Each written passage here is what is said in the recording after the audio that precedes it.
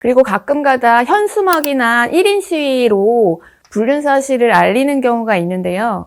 내용상 그 상간자가 누군지 특정할 수 있으면 명예훼손죄로 처벌받을 수 있고, 반면에 특정성이 없다, 누군지는 알 수 없다고 하면은 제가 안 됩니다.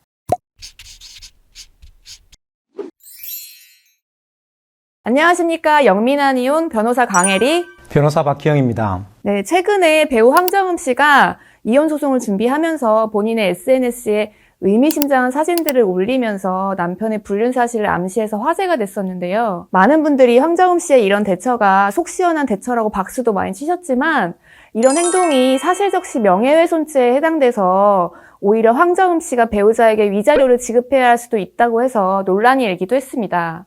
아마도 배우자의 불륜으로 마음고생하고 계신 분들이라면 자기의 행위가 형사사건화 되지 않는 선에서 상대방에게 복수를 하고 싶으실 텐데, 오늘은 그런 분들에게 꿀팁을 말씀드리겠습니다. 네, 가장 효과적인 방법은, 불륜이라는 게 아무래도 사회적으로 지탄받는 행동이다 보니까 불륜 사실을 다른 사람들에게 알리는 것이 큰 복수가 되겠죠. 다만 명예훼손죄 처벌 가능성을 염두에 두셔야 합니다. 명예훼손죄는 사실적시 명예훼손죄와 허위사실 적시 명예훼손죄로 나뉠 수 있습니다.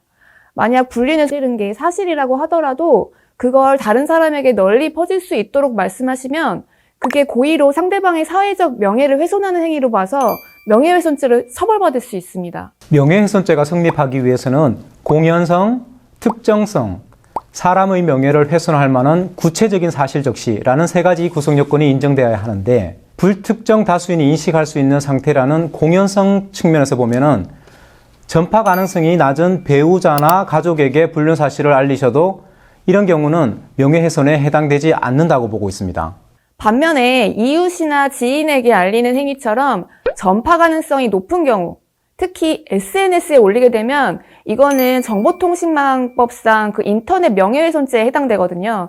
이런 행위는 일반적인 형법상의 명예훼손죄보다 다소 처벌 수위가 높습니다. 그리고 보통 직장에 알리고 싶어 하시는 경우가 많은데요. 상대가 공무원, 교직원 등 공직에 있는 경우라면 품위 유지 의무가 있기 때문에 재직 중인 기관의 장에게 알리는 경우가 명예훼손에 해당하지 않는다는 판례가 있습니다. 그리고 사기업체인 경우에도 인사팀장이나 감사팀에게 알리면 이런 부서는 회사 내부 규정상 업무상 취득한 정보를 누설하지 않아야 한다는 의무조항이 있기 때문에 공연성이 없다고 봐서 명예훼손죄에 해당하지 않는다는 판례도 있습니다. 하지만 이런 사례들은 예외적인 경우고, 대부분의 경우에는 직장에 알린 것이 명예훼손죄가 인정되고 있기 때문에 이 점을 주의하셔야 되겠습니다. 그리고 가끔가다 현수막이나 1인 시위로 불륜 사실을 알리는 경우가 있는데요.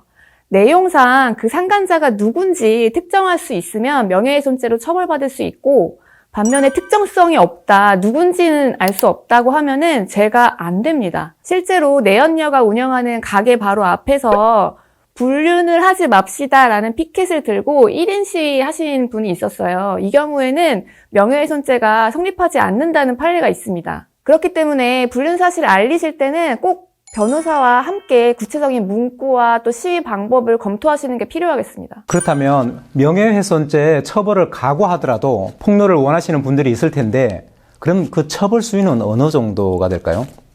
네, 행위의 그 수위에 따라 다르겠지만 통상 벌금형 처벌을 받게 되고요.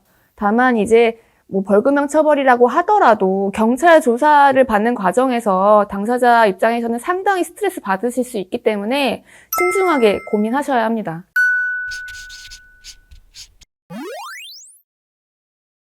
네, 배우자의 불륜을 겪은 당사자 입장에서 감정적으로 대처하시기가 참 쉬운데요.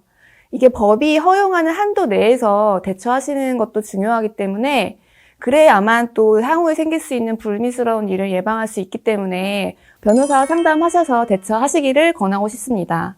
네, 저희 영상이 유익하셨다면 구독, 좋아요, 기분 좋은 댓글 부탁드립니다.